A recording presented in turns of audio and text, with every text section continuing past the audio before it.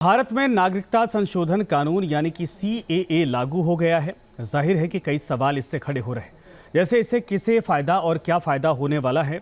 सबसे पहले आपको बताते हैं इस कानून के लागू होने के बाद किसे नागरिकता मिलने जा रही है।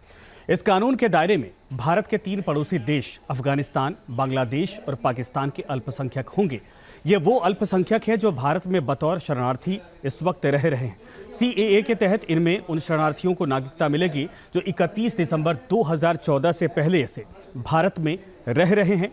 इनमें 6 धर्म हिंदू, सिख, बौद्ध, जैन, ईसाई और पारसी समुदाय के शरणार्थी शामिल हैं। हालांकि नागरिकता के लिए कुछ और शर्तें भी रखी गई हैं। मसलन इन शरणार्थियों को साबित करना होगा कि आवेदन से 12 महीने पहले से वो हिंदुस्तान में रह रहे हैं और कम से कम 6 साल भारत में रहना भी होगा।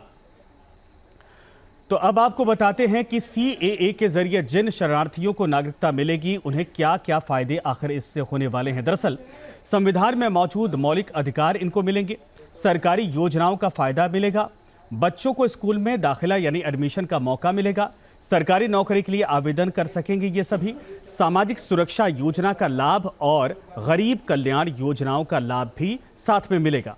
साथ ही भारत में आर्थिक और कारोबारी अधिकार भी इनको मिल जाएगा। भारत में संपत्ति खरीदने बेचने का अधिकार भी इनको मिल जाएगा इससे।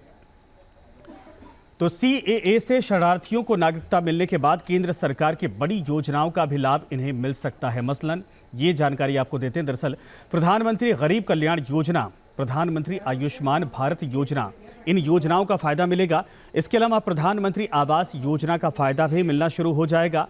प्रधानमंत्री उज्ज्वला योजना का फायदा भी मिलेगा। सुकन्या समृद्धि योजना का लाभ ये उठा सकते हैं और जीवन ज्योति बीमा योजना, साथ में प्रधानमंत्री सुरक्षा बीमा का जो योजना है इसका फायदा भी इनको मिलना शुरू हो जाएगा। अब सवाल है कि भारत में ऐसे कितने शरणार्थी हैं जिन्हें सीएए के जरिए नागरिकता मिल सकती है। जेपीसी की एक रिपोर्ट के मुताबिक भारत में पाकिस्तान, बांग्लादेश और अफगानिस्तान के कुल 31,313 शरणार्थी इस वक्त मौजूद हैं जो नागरिकता हासिल करने की पात्रता रखते भी हैं। इनमें हिंदू धर्म के 25,447, सिख धर्म के 5,807, 55 ईसाई धर्म से, जबकि 2 बौद्ध और 2 पारसी समुदाय से आते हैं।